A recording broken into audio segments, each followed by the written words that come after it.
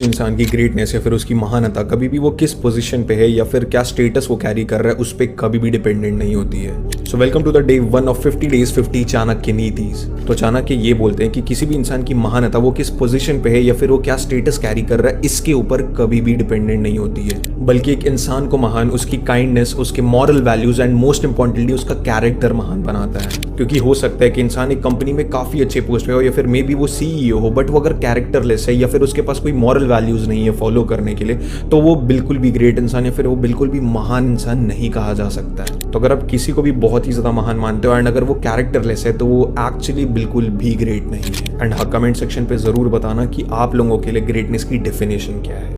According to Chanakya इस दुनिया में सिर्फ 3 ही जेम होते हैं। बोलते हैं कि हो सकता है आपका क्लोजेस्ट वन आपको छोड़ के चले जाए, हो सकता है आपके पास पैसे खत्म हो जाए, बट अगर ये 3 चीजें अगर दुनिया से खत्म हो गई या फिर आपके पास खत्म हो गई तो एक्चुअली आप सर्वाइव भी नहीं कर पाओगे कुछ दिन। और अगर आपके पास ये 3 चीजें हैं तो एक्चुअली आप हर एक चीज को रीगेन कर सकते हो अपनी लाइफ में, जो कि हैं water, food grain and fine words. तो अगर आपके पास ये 3 चीजें हैं तो एक्चुअली आप सारी चीजें रीगेन कर सकते हो एंड आपके पास से कुछ गया भी नहीं है फिर। क्योंकि अगर आपके पास पानी ही नहीं रहा तो आप पियोगे क्या, या फिर आपके पास खाना ही नहीं रहा तो आप खाओगे क्या। और हो सकता है कि आपके पास से पैसे चले जाएं, बट अगर आपके पास फाइन वर्ड्स हैं एंड आपको आता है कम्युनिकेट करना, किसी से नेटवर्क बनाना, तो एक्चुअली आप अपनी लाइफ में काफी सारी चीजें उससे रीगेन कर सकते हो एंड इवन उससे काफी ज्यादा पैसे भी कमा सकते हो आप। सो share this reel with your friends ताकि उनको भी ये 3 जेम्स के बारे में पता चले।